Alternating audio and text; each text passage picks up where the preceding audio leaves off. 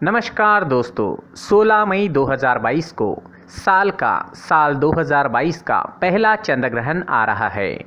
दोस्तों 30 अप्रैल को साल का पहला सूर्य ग्रहण लगा था, ये हम सब जानते हैं। अब साल का पहला चंद्र ग्रहण 16 मई 2022 सोमवार को लगने जा रहा है। दोस्तों इसके बाद जो दूसरा सूर्य ग्रहण और चंद्र ग्रहण आएगा वो 25 अक्टूबर और 8 नवंबर को यानी साल के आखिर में आएगा। तब तक कोई चंद्र ग्रहण या सूर्य ग्रहण आने वाला नहीं है। दोस्तों चलिए जानते हैं 16 मई 2022 के चंद्र ग्रहण के बारे में। वर्ष 2022 का चंद्र ग्रहण 16 मई 2022 को वैशाख पूर्णिमा के दिन दिखाई देगा। जी हाँ, इसी दिन वैशाख पूर्णिमा भी है और इसी दिन बुद्ध पूर्णिमा भी आ रही है। यानी वैशाख पूर्णिमा, बुद्ध पूर्णिमा और चंद्र ग्रहण तीनों एक ही दिन एक साथ रहने वाले हैं 16 मई 2022 को। वैशाख पूर्णिमा के दिन पवित्र नदियों में स्नान, दान और तप करने की विशेष परंपरा होती ही है और साथ में चंद्र ग्रहण भी है और चंद्र ग्रहण में भी पवित्र नदियों में स्नान, दान और तप किया जाता है। इस चंद्र ग्रहण को ब्लड मून कहा जा रहा है। जी हाँ, ये पूर्ण चंद्र ग्रहण रहेगा। दोस्तों बताया जा रहा है कि चंद्र ग्रहण दक्षिणी पश्चिमी यूरोप, दक्षिण अमेरिका, पैसिफिक, अफ्रीका, उत्तरी अमेरिका, अटलांटिक, अंटार्कटिका, दक्षिणी पश्चिमी एशिया, हिंद महासागर में दिखाई देगा। लेकिन दोस्तों ये ग्रहण भारत में नहीं दिखाई देगा या फिर नहीं के बराबर दिखाई देगा। दोस्तों 16 जुलाई 2022 को भारतीय समयानुसार ये चंद्र ग्रहण सुबह 8:59 से प्रारंभ होकर 10:23 तक रहेगा। कुछ जगहों पर ये सुबह 7:02 से शुरू होकर दोपहर 12:20 तक भी रहने वाला है। स्थानीय समयानुसार इसके समय में थोड़ा भेद रहेगा। दोस्तों चलिए जानते हैं सूतक काल के बारे में। भारत में इस ग्रहण का सूतक काल मान्य नहीं है। जी हाँ, क्योंकि ये ग्रहण भारत में नहीं दिखाई देगा, परंतु हाँ दिखाई देगा वहाँ चंद्र ग्रहण के प्रारंभ होने के 9 घंटे पूर्व सूतक काल प्रारंभ हो जाएगा, जहाँ ये चंद्र ग्रहण दिखाई देगा। ग्रहण में लगने वाला सूतक काल एक अशुभ अवधि होती है जो ग्रहण से पूर्व लगता है और ग्रहण समाप्ति के साथ ही खत्म हो जाता है। क्यों होता है चंद्र ग्रहण? क्या ये आप जानते हैं दोस्तों? सूर्य और चंद्रमा के बीच में जब धरती आ जाती है तब धरती की छाया चंद्रमा पर पड़ती है, इसे हम चंद्र ग्रहण कहते हैं। दोस्तों वैदिक पंचांग की गणना के अनुसार साल का ये चंद्र ग्रहण, साल 2022 का ये चंद्र ग्रहण 16 मई को वृश्चिक राशि में लगने जा रहा है। जी हाँ, ये चंद्र ग्रहण वृश्चिक राशि में लगेगा और विशाखा नक्षत्र में लगेगा। सारी के सारी 12 राशियों में से मेष, सिंह और धनु राशि के जातकों पर इस ग्रहण का प्रभाव काफ़ी ज़्यादा सकारात्मक पड़ेगा। जी हाँ, ये 3 राशियां हैं दोस्तों, मेष, सिंह और धनु। इन 3 राशियों पर यह ग्रहण बहुत अच्छा प्रभाव छोड़ेगा। तो दोस्तों इस तरह साल 2022 का पहला चंद्र ग्रहण रहने वाला है। चंद्र ग्रहण के दौरान हम सभी को कुछ सावधानियां बरतनी बहुत ज़्यादा ज़रूरी होती है। दोस्तों ग्रहण के दौरान कोई भी नया काम आप शुरू ना करें। जी हाँ, किसी भी नए काम की शुरुआत ग्रहण के दौरान नहीं की जाती, क्योंकि ग्रहण का समय अशुभ माना जाता है।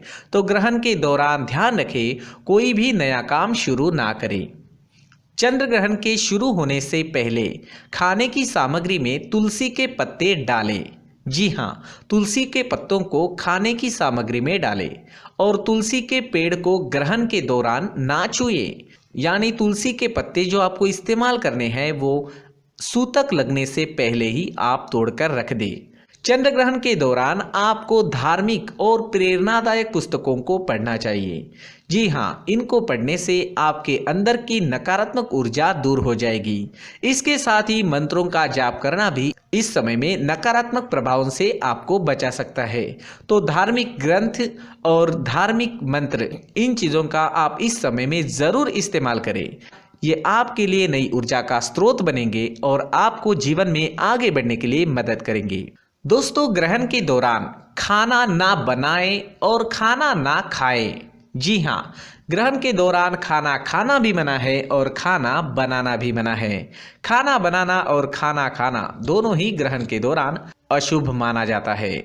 ग्रहण के दौरान गर्भवती महिलाओं को विशेष सावधानियां बरतनी जरूरी होती हैं। जी हाँ, इस वजह से ग्रहण के दौरान गर्भवती महिलाओं को तेज धारदार औजार जैसे चाकू, कैंची, छुरी, इन सब चीज़ों का इस्तेमाल नहीं करना चाहिए। नेल कटर का भी इस्तेमाल इस समय में नहीं करना चाहिए। इससे कहते हैं, इससे शिशु के स्वास्थ्य पर बुरा असर पड़ सकता है। दोस्तों, इस समय में यानी चंद्र ग्रहण के दौरान देवी देवताओं की मूर्ति और तस्वीरों को भी नहीं छूना चाहिए। आपने सुना होगा कि ग्रहण के दौरान मंदिर भी बंद होते हैं, मंदिरों के कपाट भी बंद कर दिए जाते हैं। कोई भी पूजा पाठ इस समय में नहीं होता है। तो इस समय में देवी देवताओं की मूर्तियों को और तस्वीरों को छूना नहीं चाहिए। दोस्तों, ग्रहण के दौरान दातून करने, बालों पर कंघी लगाने और मलमूत्र का त्याग करने से भी बचना चाहिए। जी हाँ, ये चीज़ें भी ग्रहण के दौरान नहीं करनी चाहिए।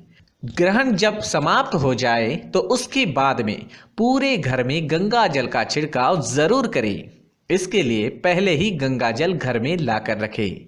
ग्रहण समाप्ति के बाद यदि आप ज़रूरतमंदों को जरूरी चीजें दान करते हैं तो इससे आपको अच्छे फलों की प्राप्ति होती है। जी हाँ, जिस तरह से ग्रहण के दौरान आप गंगा जल का छिड़काव करके घर, मंदिर और अपना परिसर शुद्ध करते हैं, उसी तरह ग्रहण समाप्ति के बाद चीजों को दान करने का विशेष महत्व होता है। जी हाँ, मंदिर में करें या कहीं भी करें, लेकिन दान इस समय में जरूर करें। दोस्तों, ग्रहण के दौरान आप जिस भगवान की पूजा करते हैं उस भगवान के मंत्र का जाप जरूर करें। इससे भी अच्छे फलों की प्राप्ति होती है। ग्रहण के दौरान चंद्रदेव की भी पूजा की जाती है और ध्यान लगाने की कोशिश भी की जाती है। तो दोस्तों, इस तरह ग्रहण में आपको सावधानियां बरतनी जरूरी होती है। ये सारी सावधानियां चंद्र ग्रहण के दौरान आप सभी लोग जरूर बरतें। दोस्तों, अब जानते हैं चंद्र ग्रहण पूर्णिमा के दिन क्यों पड़ता है। जैसे कि हम सब जानते हैं, सूर्य ग्रहण पड़ता है अमावस्या के दिन और चंद्र ग्रहण पड़ता है पूर्णिमा के दिन। लेकिन दोस्तों, हर पूर्णिमा को चंद्र ग्रहण नहीं पड़ता। इसका भी एक कारण है, जो है पृथ्वी की कक्षा पर चंद्रमा की कक्षा का झुके होना। यह झुकाव तकरीबन 5 डिग्री का है, इसलिए हर बार चंद्रमा पृथ्वी की छाया में प्रवेश नहीं कर पाता है, उसके ऊपर या नीचे से निकल जाता है। यही बात सूर्य ग्रहण के लिए भी सच है। सूर्य ग्रहण हमेशा अमावस्या के दिन होता है, क्योंकि चंद्रमा का आकार पृथ्वी के आकार के मुकाबले लगभग 4 गुना कम है। इसकी छाया पृथ्वी पर छोटी आकार की पड़ती है, इसलिए पूर्णता की स्थिति में सूर्य ग्रहण पृथ्वी के एक छोटे से हिस्से से ही देखा जा सकता है। लेकिन चंद्र ग्रहण की स्थिति में धरती की जो छाया है वो चंद्रमा के मुकाबले काफ़ी बड़ी होती है, लिहाजा इससे गुजरने में चंद्रमा को ज़्यादा वक्त लगता है। इसलिए चंद्र ग्रहण लंबा होता है। सूर्य ग्रहण के दौरान चंद्रमा की छाया जो है वो पृथ्वी पर पड़ती है, वही चंद्र ग्रहण के समय पृथ्वी की छाया चंद्रमा पर पड़ती है। जैसे कि मैंने बताया है, जब सूर्य और चंद्रमा के बीच पृथ्वी आ जाती है तो सूर्य की पूरी रोशनी चंद्रमा पर नहीं पड़ पाती। इसे चंद्र ग्रहण कहते हैं। जब सूर्य, पृथ्वी और चंद्रमा एक सरल रेखा में होते हैं तो चंद्र ग्रहण की स्थिति होती है। चंद्र ग्रहण हमेशा पूर्णिमा के रात में ही होता है। एक साल में अधिकतम 3 बार पृथ्वी के उपछाया से चंद्रमा गुजरता है, तभी चंद्र ग्रहण लगता है। सूर्य ग्रहण की तरह ही चंद्र ग्रहण भी आंशिक और पूर्ण हो सकता है।